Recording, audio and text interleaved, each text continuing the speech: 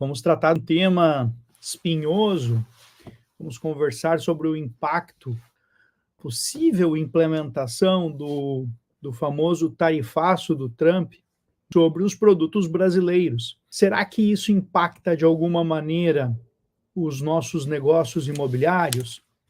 Será que existe alguma medida de antecipação ou proteção contratual em relação a esses possíveis impactos? Quem serão os atingidos, né, por esta, digamos assim, guerra comercial ou renegociação das estruturas comerciais mundiais? Como isso vai acabar se refletindo, inclusive, na nossa jurisprudência, nos nossos tribunais? Será que como é que isso será interpretado e visto na medida em que contratos poderão vir a ser discutidos, né, com base neste tipo de mudança do cenário? Pois bem, queridos amigos, muitos são os questionamentos.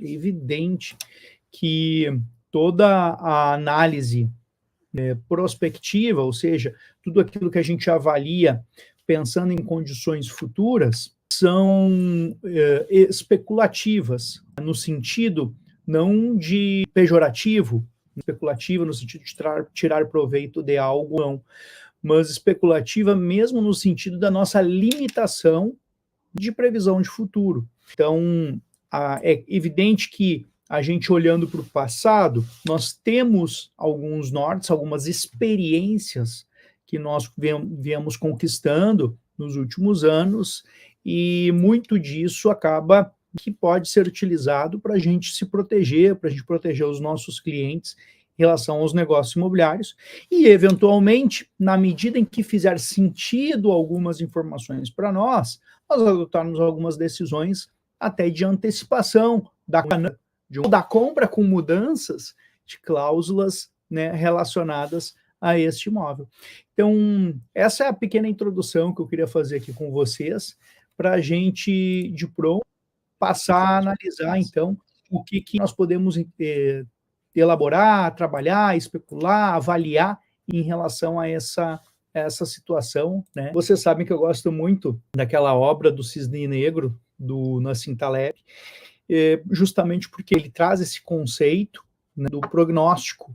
A ideia de prognóstico, ele diz o seguinte: a única coisa certa sobre o futuro é que coisas imprevisíveis acontecem.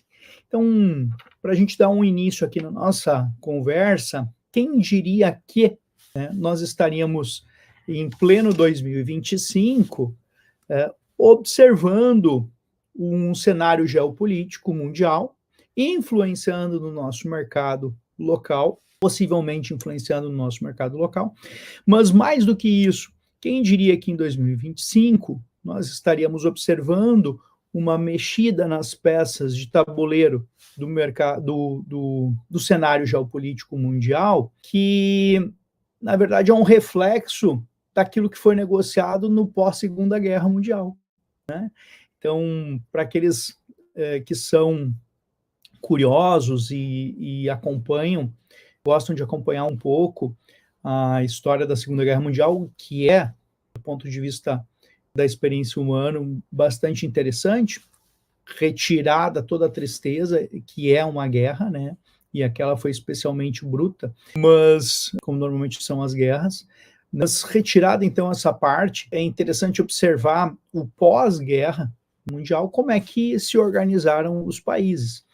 Então, eu tenho visto muita gente falar sobre o tema do tarifaço, mas poucas pessoas, nem todas as pessoas têm observado que, na realidade, o que está ocorrendo são coisas para além dos interesses políticos locais nossos. Eu sei que acaba que nós temos a tendência de olhar para o nosso umbigo e acharmos que somos relevantes nos cenários da nossa natureza humana, nós nos posicionarmos como protagonistas, mas de fato o que acontece é que nós somos apenas uma pecinha pequenininha num grande tabuleiro mundial que diz respeito aos reflexos daqueles tratados que foram realizados lá no pós-guerra, pós-segunda guerra, se eu não me engano é Bretton Woods, né?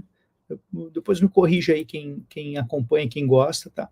Mas naquele momento, né, os países estavam com a Europa especialmente, né, estava despedaçada, precisava haver então uma reconstrução dos países e foi negociado em algum momento que deveria se ter um lastro econômico para que as economias se recuperassem, se colocassem de pé. Aqueles países, Alemanha bombardeada, França, Inglaterra, então Japão, tanta gente, né, tantos países que sofreram com isso, Rússia, todo mundo passando trabalho, e Europa, principalmente, como um todo. Os Estados Unidos era o que estava de pé, porque estava na América, estava mais distante, e aí então foi entendido que como o dólar ele tinha em ouro, como o dólar tinha em ouro, ele deveria ser a moeda de referência, né, de câmbio, como acontece até hoje. Quem viaja para o exterior sabe disso. Não importa se eu estiver comprando algo em euro ou em esterlinas, não significa que eu vá passar direto a moeda do real para a libra ou direto do real para o euro. A gente sempre enxerga essa operação acontecendo, é bem claro para nós, quem usa cartão de crédito sabe disso, que a transação, o câmbio é realizado para dólar, para depois fazer o pagamento, então, na moeda local, e a recíproca é verdadeira. Também na hora de cobrar a fatura, eles também apresentam o valor da moeda local, converte para dólar e cobram na fatura do sujeito, certo? E tanto que os brasileiros que gostam muito de comprar no exterior, eles até, às vezes, têm aquela opção que o caixa fala, você quer o câmbio do dia ou você quer o câmbio do pagamento? E aí o cara faz um, né, e chuta, que ele não sabe como é que vai estar o câmbio do dólar em relação ao real no momento do pagamento. Se ele aposta numa alta, ele opta de uma maneira, se ele aposta numa baixa, ele opta de outra maneira.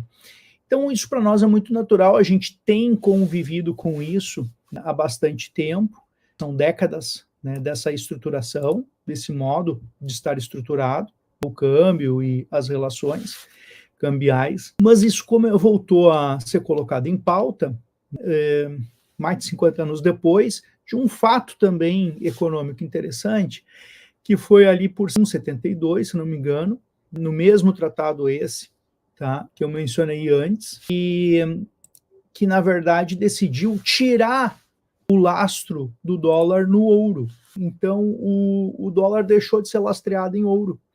Ou seja, uma nota de dólar não equivalia mais a tantas onças de ouro.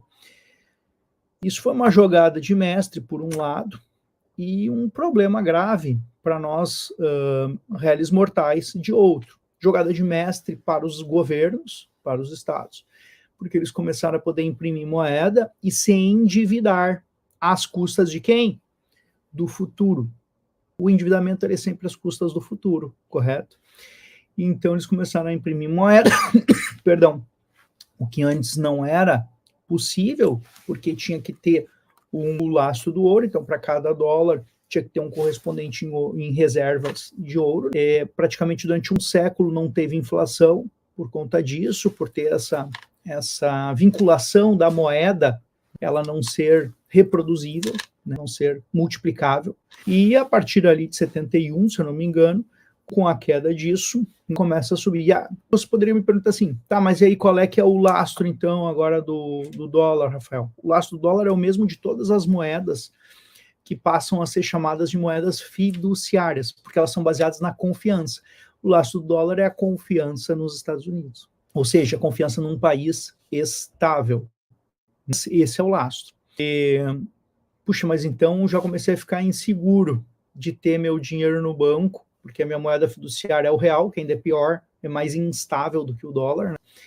E mesmo que fosse dólar, então ele não me garante nada, eu dependo do respeito e da confiança desses países, para que as moedas, que é o resultado do meu patrimônio, do meu trabalho, do meu esforço, sigam tendo um valor econômico. Verdade, é exatamente isso. Tanto que, seja em dólar, pior ainda em real, na medida que as décadas vêm passando, com essa falta de lastro, o dinheiro perdeu valor. com certeza o dinheiro perdeu valor.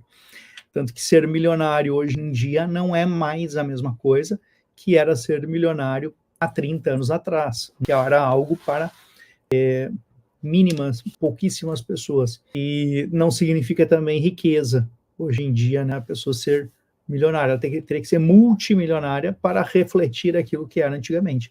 Essa é a perda do valor da moeda fiduciária. Só para abrir um parênteses aqui, é por isso que também, em paralelo a tudo que está acontecendo, a gente vê essa revolução em termos de moeda que está acontecendo nas moedas digitais, o lançamento de várias criptomoedas, mas definitivamente a melhor de todas, se não a única, né, confiável, que é o Bitcoin, subindo de preço, né, chegou a atingir aí essa semana passada, não me lembro, 118 mil dólares, né, mais de 600 mil reais, então, um Bitcoin que já foi centavos. Por que isso aconteceu? Não porque o Bitcoin tenha um lastro, ele não tem lastro. A confiança que tem que se ter nele é igual à confiança que você tem que ter no governo, num Estado, né? É difícil a gente confiar em governos, né? Não importa qual a vertente política que a pessoa se aproxime ou admire ou acredite, porque é um ato de fé, né? Acreditar, mas é a mesma coisa, você tem que ter a confiança. Então, com a vantagem de que, por que esse criptoativo tem se destacado? Porque tem dono, ele não tem um governo, e ele é limitado.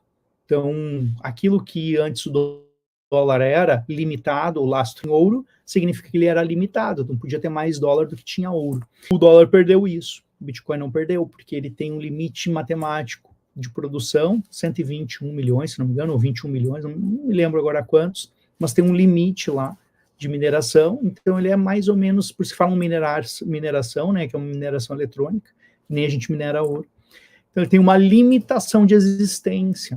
A partir do momento que ele tem uma limitação de existência, a lei da oferta e demanda, que é uma lei natural, não é uma lei imposta, criada por um congresso qualquer, é a lei de oferta e demanda, ele passa a ter uma limitação de existência, ele tem segurança, porque ele é descentralizado, ninguém manda nele, né? Então ele começa a ter aptidões, características que outros tempos a moeda física teve, ouro quando era prata, e que hoje não tem mais. Ainda mais com a vantagem de que não é tão fácil assim você roubar, né, tomar da pessoa à força, tributar da pessoa. Esse tipo de tributar seria o tomar da pessoa, né, pelos governos. E roubar seria uma pessoa comum tomar das pessoas. Então, são atos similares porque são baseados na força. Pois bem, então não é tão fácil assim tomar dele porque ele tem uma lógica de codificação, de criptografia, que traz mais proteção ainda. Então, por isso que esse negócio, para quem acha esquisito, ganhou tanta força. E ele é baseado no sistema de blockchain, uma cadeia de dados, de movimentações, que fica pública. Então, eu posso não saber quem é o dono de determinada carteira, mas ela está lá pública, e ela só se movimenta com validação, né, em criptografia, ou seja, torna o processo muito mais seguro, que é a tendência dos negócios imobiliários no futuro, também serem operados por lógica de blockchain, muito mais ágil, muito mais rápido, muito mais seguro, tá? Então, isso tudo está acontecendo em paralelo. Meu Deus, quanta coisa, Rafael. Fecha parênteses agora, voltando para o nosso tema principal. Sei que a introdução e o parênteses foi mais longo, ocupou muito do nosso tema, mas é importante agora a gente pensar o seguinte: bom, compreendemos então que existe algo que é mais poderoso, está acima da nossa capacidade de dominação, né, de dominar, se é que a gente domina alguma coisa em mercado, mas algo bem mais forte, mais importante está acontecendo do que o nosso umbigo, que são essas rearticulações. Então, alguns países, né, entendem que poderiam não precisar mais usar o dólar. E aí se inicia uma guerra comercial muito grande. Os dois principais atores é China e Estados Unidos. Estados Unidos é a maior economia do mundo, todo mundo tem interesse em ter relações boas comerciais com os Estados Unidos. A China também é um elefante. Essa mudança que ela teve da década de 90 para cá, ela também se tornou extremamente relevante. Só que em termos de moeda fiduciária, ou seja, confiança, não existe ainda uma confiança tão grande nesse monstro chamado China, porque é um outro sistema de governo, é um sistema já milenar lá em que o país tem um dono, e embora hoje tenha uma aparência diferente, assim, de sofisticação, tem gente que diz que é comunista, tem gente que diz, a verdade é que ela sempre foi imperial, e aquele que é o presidente hoje, eles têm lá uma cultura comunista, mas ao mesmo tempo é uma liderança, né, imperial, né? Então, uma lógica que às vezes não casa bem com quem é do Ocidente, que tem uma tradição já de democracia, de mudanças, né? Os donos do Estado vão mudando. Estou dizendo que isso é melhor, tá? Às vezes não é isso que parece, mas não quero aprofundar muito sobre isso, que daí o papo ficaria muito longo. Mas o fato é que a questão é confiança, né? Então, o que aconteceu? O presidente atual dos Estados Unidos, que é um negociador super experiente, um investidor e negociador experiente, resolveu que ele vai proteger, né, a sua moeda fiduciária, que é o dólar, e estabeleceu essa rotina de tarifaços aos países. Muitos países ele tarifou porque a balança comercial era negativa para ele, ou seja, eles compravam menos dele e vendiam mais para ele. No Brasil era diferente. A gente compra mais dos Estados Unidos e vende menos para os Estados Unidos. Mas por essas questões que estão além desse interesse da balança comercial, que são o fato do Brasil estar se alinhando com essa ideia, né, de que talvez não precise do dólar, isso faz com que diplomaticamente e comercialmente o Brasil passe a ser também, entre aspas, mal visto, né, por esse país, no sentido de que, olha, não é mais meu parceiro, ele está pronto para se abraçar lá com o pessoal do Oriente, né, como já aconteceu lá em tempos de Guerra Fria, né? Então isso fez com que viesse uma medida bem robusta de tarifação de 10%, passou para 50% das mercadorias brasileiras. Aí você vai me dizer assim, Rafael, bom, mas mas o Brasil, ele vende pouco para os Estados Unidos em relação ao que ele compra. Será que isso é tão importante assim para nós? Olha, agora vamos observar do ponto de vista dos negócios imobiliários. Quando nós vamos comprar um imóvel na planta, colegas, os contratos imobiliários, eles utilizam um índice inflacionário setorial, que a gente chama. O que significa isso, índice inflacionário setorial? É um índice que é calculado pelo IBGE e que ele reflete o aumento do preço dos insumos na construção civil. Tá? Este indexador setorial, que é utilizado na maioria dos contratos de compra de imóveis, ele é o famoso INCC. Tá? O INCC, por sua vez, para a gente simplificar ao máximo aqui a nossa conversa, ele é formado, metade dele, aproximadamente 50% dele, por preço de materiais e equipamentos usados na construção civil. 30% desse índice, ele é calculado com base no preço, no custo da mão de obra. E 20% aproximadamente é calculado com base no preço, no custo dos serviços e equipamentos desses serviços. Então vejam que nesse 50, 30, 20, eu tenho uma formação de preço bem robusta com base que estão sendo, sim, impactados pela tarifação. Só pensar no aço e no alumínio brasileiro, que é como que a gente pode agora especular sobre isso, tá? Então, chegamos à seguinte conclusão. Nós temos o INCC, que é o índice de cálculo que vai refletir lá na parcela do contrato do meu cliente e no saldo devedor do contrato do meu cliente. Aqui eu também abro um parênteses para lembrá-los que às vezes não está bem claro para os advogados e para os clientes, tá? Para os adquirentes de imóvel. Às vezes não está bem claro isso. As pessoas no Brasil, nós temos o hábito de pensar em parcela. A gente não avalia saldo devedor. Por isso que a gente vai lá e pega dinheiro na caixa e calcula lá em 420 meses, uma parcela que cabe no nosso bolso. Quando chega no final do contrato, às vezes, quando o cara vai se dar conta, ele pagou 3 imóveis. Por que isso acontece? Porque a gente pensa em parcela. No Brasil, a gente não pensa em saldo devedor. É uma falha nossa de compreensão, né, das questões financeiras. Mas, olha só que interessante isso. Quando eu faço uma compra em planta, um imóvel na planta, e eu negocio com a construtora o índice setorial, a construtora vai aplicar o INCC, ela aplica o INCC sobre todo o saldo devedor, sobre todo o valor do saldo devedor. Tá? Então, se eu comprei lá por 500 mil reais, um INCC dos últimos 2 anos deu 6% ao ano, eu vou ter, falando aqui grosso modo, tá, colega, só para a gente ter um entendimento mínimo, o preço do meu imóvel já não é mais 500, ele é 560.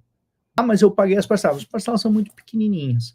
Claro que isso é um cálculo financeiro, e ele tem um outro modo de se calcular, não é tão objetivo assim, mas é muito próximo disso. Então a gente já entende que o preço não é 560. E agora raciocinem comigo.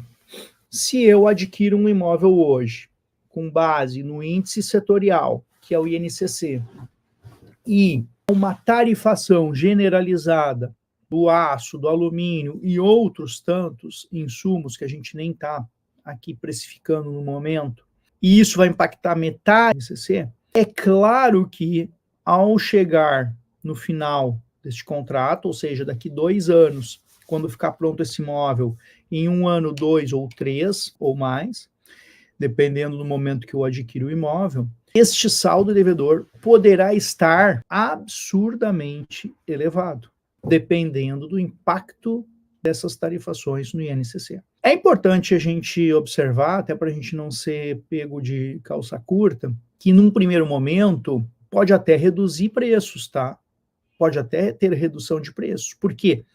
Porque a indústria brasileira, não tendo mais os compradores no exterior, que começam a cancelar os contratos de compra do aço e do alumínio, é um prejuízo para a indústria brasileira. Então, eles começam a cancelar os pedidos de compra, em virtude de estar muito cara a tarifa, ou ficar muito caro importar do Brasil. No Brasil, o que vai acontecer? Aumenta a oferta. Ao aumentar a oferta, cai o preço. Então, a curto prazo, pode, não estou dizendo que isso vai acontecer, mas é possível, poderia haver até uma queda de preço imediato. A médio e longo prazo, a experiência nos mostra que esses prejuízos, até em virtude de que esses insumos, alguns são commodities, eles têm um preço que é mundial, tá? Acaba que a indústria local ela vai ter que acompanhar o preço que está se praticando no mundo para ela se manter de pé, bancando os seus custos, e aí vem sim o impacto dessa subida de preços, e aí vai refletir então no aumento da inflação, no aumento dos juros. Nós, como advogados, observamos isso do ponto de vista jurídico. Então, é claro que a gente nós somos seres econômicos, mas nós observamos esse tipo de coisa do ponto de vista absolutamente jurídico. Então, o que vem direto para a nossa mente, né?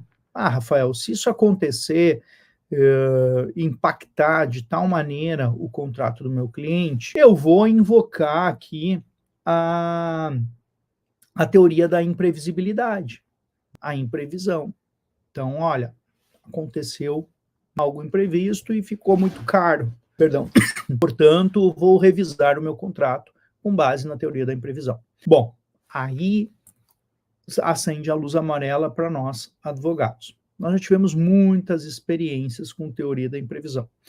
E nós já sabemos que os tribunais brasileiros, eles não têm aplicado a teoria da imprevisão como a gente imagina, tá? O INCC ele é visto como um mecanismo de proteção que reflete as variações da construção civil. Essas oscilações de preço, embora provocadas por guerra comercial, tá, elas têm sido consideradas como um risco inerente ao negócio imobiliário. No caso aqui, o negócio da construção civil que a gente está observando. Então, os tribunais têm enxergado isso como uma oscilação, ainda que abrupta, natural. E, nesse contexto, tem entendido que isso não se enquadra como um evento imprevisível. Tanto é que agora, nossa experiência recente de Covid, nos últimos 4 anos, né, nós tivemos decisões judiciais, não tivemos decisões judiciais aplicando imprevisibilidade, tá?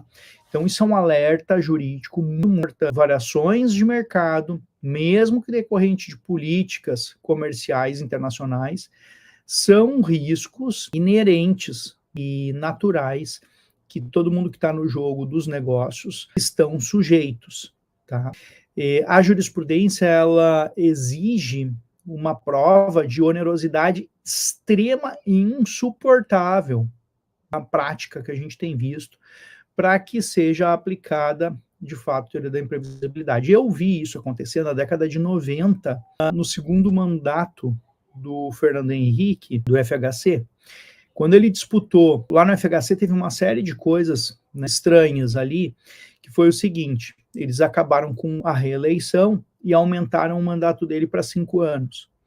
Quando estava chegando no final do mandato, eles reduziram o mandato, voltou a ser de 4 e permitiu a reeleição. E aí ele foi disputar uma reeleição com a máquina na mão.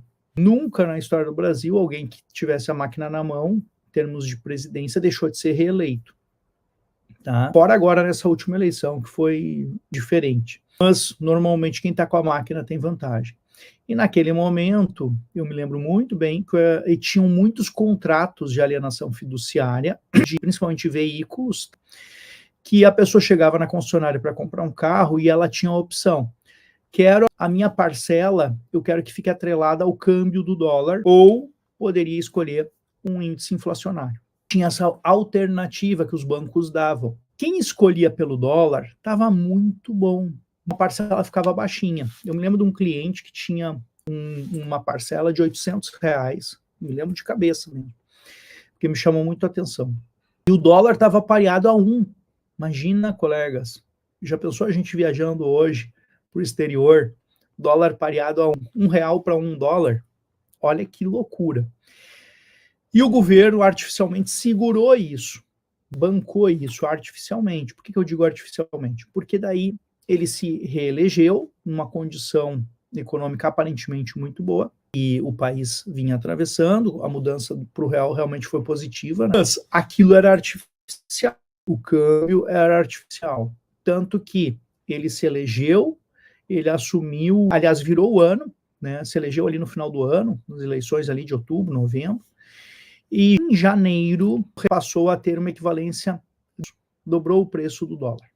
Ele deixou de ser de 1 e foi para 2. Então, imagina o cliente lá, ele estava com uma parcela de R$800, virou 1.600. Numa época em que R$800 era muito dinheiro, né? Então, imagina uma pessoa que hoje tem uma parcela aí de R$5.000 de um carro, no carro de alto padrão, e a parcela vira R$10.000. Agora, imagina que o salário dele é R$20.000, ele consegue pagar uma parcela de 5. Agora, um salário que continua R$20.000, pagar uma parcela de 10 é a metade do orçamento da família. Realmente é abrupto. Então, aqui vejam que houve aquela extrema, insuportável onerosidade imprevisível. Por que imprevisível? Porque o governo vendia a ideia de que aquela era a nova realidade do Brasil, né? Dólar pareado, real pareado com dólar. Né, o que não aconteceu. Então, foi uma grande enganação. Né? Como normalmente os governos fazem, nos enganam. É um fato. Políticos existem para isso. E aí, o que acontece, colegas? Naquele momento, ouvia serem aplicadas as teorias da imprevisão.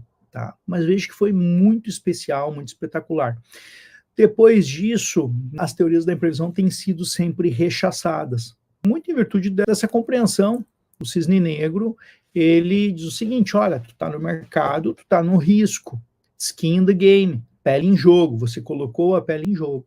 Então, se acontecer alguma coisa, é do risco do negócio. Pois bem, fecho então esse tópico para dizer para os colegas o seguinte, quem acha que um tarifaço desses, a gente nem sabe se vai se manter ou não, se o governo brasileiro vai ter a aptidão e a inteligência de renegociar isso e daqui a pouco, né, reduzir esses prejuízos, ou não vai ter essa aptidão, então ninguém sabe, né, o que vai acontecer, mas o certo é que é muito pouco provável que a jurisprudência dê valor, né, ou considere esse tarifaço internacional com repercussão possível no INCC como um elemento relevante para a revisão do preço dos imóveis. Dito isto, o que isso traz para nós advogados? Uma importância maior ainda de orientar os adquirentes na negociação de momento. O cenário, mar não está para peixe, todo mundo sabe, os preços nas gôndolas dos supermercados estão bastante elevados, o dinheiro está difícil para a maioria da população brasileira, então, realmente, né, o ambiente é de dificuldade econômica no geral. Isto é um fato, inflação está aumentando, tanto que a Selic está a 15%. Não fosse um fato, a Selic não estaria acima de 10%. Isso é um fato, não é política, é um fato econômico. Então, considerando isso, colegas, mais importante ainda, com o tarifaço, qualquer pessoa que se aventure neste momento a firmar um contrato de aquisição imobiliária, negocie muito bem. Negocie muito bem. Por exemplo, algo que eu já tenho visto no mercado, as construtoras abrindo mão de adicionar juros remuneratórios no saldo devedor.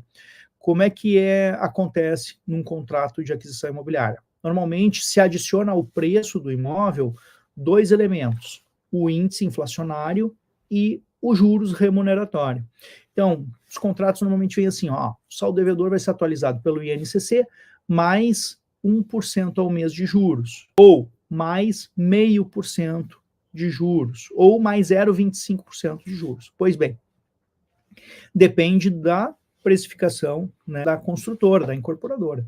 Ela define a sua estratégia comercial. Neste momento, por exemplo, uma das orientações que se dá é que qualquer aquisição em planta procure eliminar pelo menos o juro remuneratório. É muito difícil de você eliminar o INCC, porque o INCC ele vai refletir o custo que o próprio construtor está pagando para botar na obra. Então, se o preço das coisas sobem e ele tem um preço pequeno ou congelado de venda, ele acaba que ele não gira a máquina e ele não vai conseguir ter dinheiro, ter caixa para continuar a obra. Aí nós temos um problema muito maior, que são os atrasos de obra, as obras, abandono de obra, quebra das construtoras. Então é muito difícil da gente não ter o INCC, mas é bem possível, sim, você pelo menos afastar os juros remuneratórios, já prevendo, né, que o risco do aumento inflacionário. Então isso é um alerta bacana. Outra possibilidade também que existe, mais fácil com incorporadoras médias e pequenas, mais difícil com incorporadoras de massa, porque delas vêm com os contratos de adesão prontos, né? Muito difícil de negociar, mas as construtoras que têm departamento comercial e têm capacidade de negociação, é também possível se criar, se desenvolver algumas cláusulas de flexibilidade, prevendo o imponderável. Olha, se como um gatilho, né, olha, o preço pode subir até tantos por cento e tal, criando uma relação com a capacidade de pagamento do cliente. Mas dá para fazer isso em contrato, Rafael? Claro, o contrato é livre, a gente desenvolve da maneira que for, que as duas partes desejarem. Então, num cenário de insegurança, as pessoas estão se segurando para adquirir, talvez seja o momento de uma oportunidade, inclusive. Uma outra situação de oportunidade também é a seguinte, a pessoa que tem acesso a um crédito mais barato ou que tem um recurso guardado para aquisição de imobiliária, pode pensar da seguinte maneira, vou me antecipar e garantir a aquisição antes que essas loucuras ocorram, né? Ah, mas Rafael, nunca se sabe, né? Se o mercado para de vender, vai ter bastante oferta, também poderia, mas o mercado está inflacionário, né? A tendência é inflacionária, a tendência é de inflação. E com o aumento de tributos, e aí lembrem-se, nós falamos de geopolítica, mas internamente nós também estamos com tendência de tributos, de aumento de tributos. Recém foi aprovada e vai ser implementada agora em 2026 o arcabouço fiscal, e ele começa também a ter impactos. Então, se a gente olhar para fora e para dentro, nós temos 1000 motivos para pensar que os produtos e os serviços podem encarecer. Logo, quem acredita nisso, e aí é que é importante, a gente tem que assumir as nossas decisões. Lembra que eu disse que a teoria da imprevisão é muito difícil de ser aplicada, porque se entende que existe uma atividade de risco inerente aos negócios imobiliários. Pois bem, então a decisão é da pessoa, mas se a pessoa ler o mercado, cada um vai ler da sua maneira, e entender que existe uma possibilidade de aumento de preços, ela pode pensar o seguinte: melhor eu garantir o meu imóvel hoje por 500 mil, porque amanhã ele pode estar 800, e aí eu não vou buscar. Né? Então também é possível. Aí um contrato com um crédito, tanto que eu tenho falado muito para vocês aqui das cartas de crédito, consórcio que estão em alta agora por causa disso, porque ela tem uma taxa fixa, né?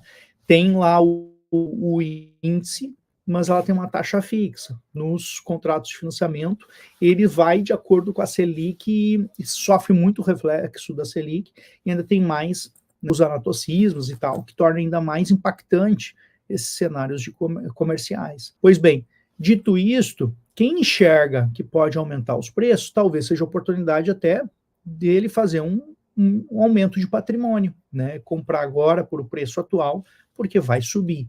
Né? Quem acha que não, quem acha que o cenário de recessão ele é muito pior, pode apostar então em segurar o recurso, apostando que as pessoas vão ter que se desfazer de patrimônio, e aí ele vai adquirir logo adiante. Vejam que são dois métodos de pensamento de investidor absolutamente diferentes, em sentidos opostos. Posso antecipar a aquisição ou postergar. Mas seja lá em qual for, o importante em termos contratuais é a pessoa se ligar que ela tem que fazer uma negociação pensando na sua renda, pensando que a sua renda não tem tanto espaço para modificação a curto e médio prazo, mas o saldo devedor tem possibilidade de aumento a curto e médio prazo. Né? Então, olha a importância dessa conscientização que, penso eu, que nós como advogados, nós não somos economistas, mas nós somos conselheiros. Então, são coisas que a gente pode, sim, como um algo a mais, compartilhar na hora da decisão dos nossos clientes que nos procuram. Às vezes, equivocadamente, os clientes nos procuram, né, pensando pelo advogado para o seguinte: dá uma olhada no contrato aí, está tudo certo. E às vezes o contrato ele pode até estar tudo certo, porque não é uma questão de certo ou de errado, mas pode ser que ele seja um contrato com uma previsão contratual que vai onerar, tem maior risco, né, tem riscos de grande oneração para o nosso cliente. Esse é o ponto, a onerosidade excessiva.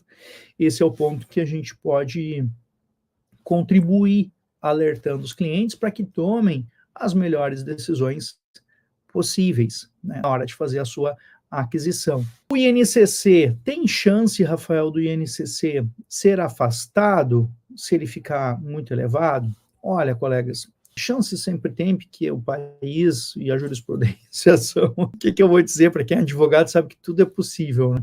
Mas é improvável. Por que é improvável? Porque o INCC ele acabou sendo legitimado em decisão qualificada, de precedente qualificado. O que é isso?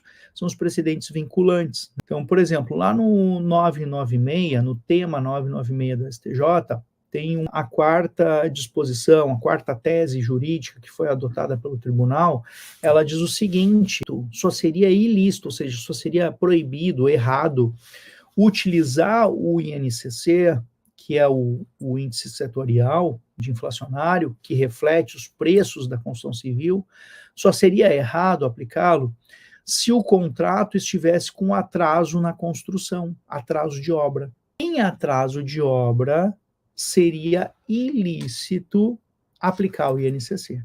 Aí ele é afastado. Ele é trocado pelo IPCA, por exemplo, né? O IGPM poderia estar previsto no contrato também, mas se não tiver, normalmente é o IPCA, que é o índice de preços ao consumidor. Então, entrou em atraso, vai para o IPCA. Salvo se, o que não é tão provável, mas é possível, salvo se o INCC for menor, porque daí também eu não posso prejudicar o consumidor, tá? Então, se o adquirente tiver vantagem em mudar do INCC para o IPCA, muda-se no atraso de obra. Por que eu estou dizendo isso? Né, um tema que vocês conhecem. Eu estou dizendo isso para alertá-los que o índice foi legitimado pelas cortes superiores. Ele está legitimado. Este é o índice aceito jurisprudencialmente. Então, afastá-lo em revisão contratual é muito improvável. Então, onde é que está a nossa proteção? Na negociação do contrato, na negociação prévia, ou até na nossa estratégia, né? Na nossa estratégia, que eu mencionei para vocês. Daqui a pouco eu tenho ali que estava falando das cartas de crédito de consórcio. Elas são atualizadas pelo INCC. Elas são atualizadas pelo INCC. Então, se o cara tem lá um planejamento, ele sabe que a carta dele vai estar ela vai estar coerente com o preço do imóvel no momento que ele tiver que fazer o pagamento.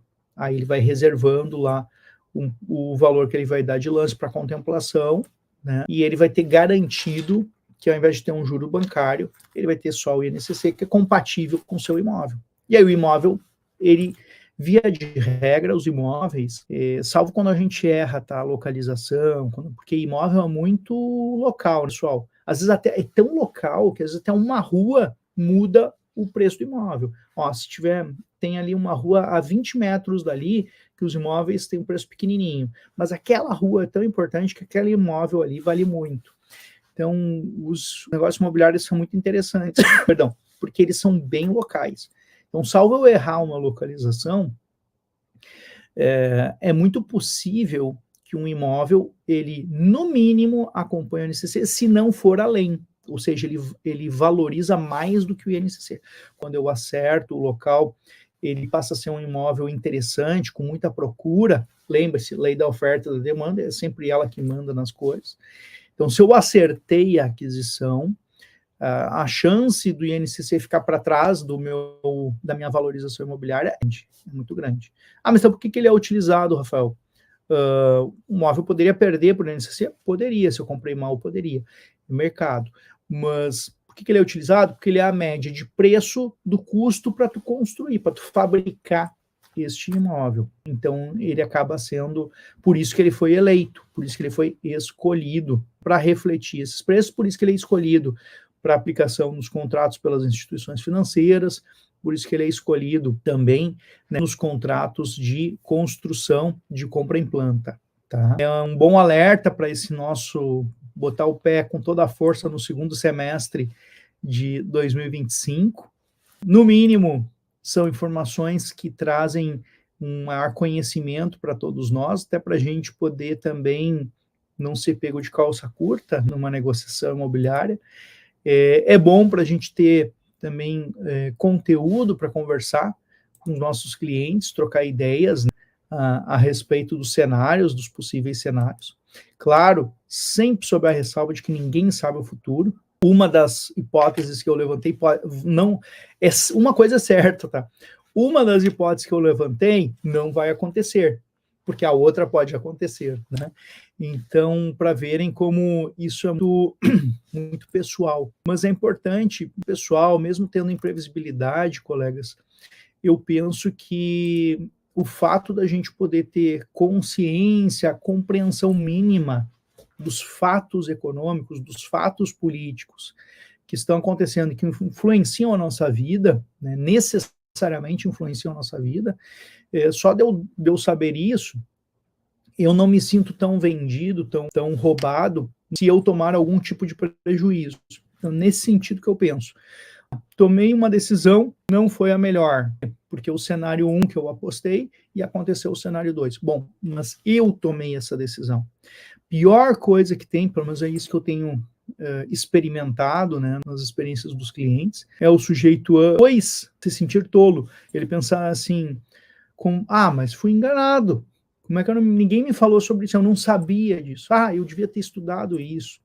Então, esse sentimento, eu tenho percebido que ele torna as coisas mais duras quando vem o revés, tá? Então, falei de cenário geopolítico, falei do INCC, falei do tema 996, falei de criptomoedas, falei de teoria da imprevisibilidade. O cara tá maluco, completamente maluco. O que vocês acham? O cenário é de alta, de inflação, vocês apostam na inflação, no aumento de preço dos imóveis, vocês apostam numa estagnação do preço dos imóveis, pela falta de dinheiro das pessoas, inflação pela perda do valor do real, ou deflação, redução de preços por conta de os materiais ficarem mais baratos internamente. Eu queria saber a opinião de vocês sobre isso, tá? Espero que tenham gostado do tema, né? Não fiquem com medo do futuro, estão sempre nos amedrontando, as coisas vão se acertar de uma maneira ou de outra, a gente sai vivo, mas é bom, alertas são importantes. O máximo que a gente puder reduzir, né, o prejuízo dos colegas e clientes, é possível. Tá? Então, boas negociações podem sair, sim, eu acredito nisso. Oportunidades podem acontecer, sim. A gente tem que estar com os olhos bem abertos, observando as coisas, porque, que nem dizia lá a rádio, né, em 20 minutos tudo pode mudar. Quem diria, nós estaremos discutindo, né, negociações pós Segunda Guerra Mundial em pleno 2025, não é verdade? Valeu demais, tchau!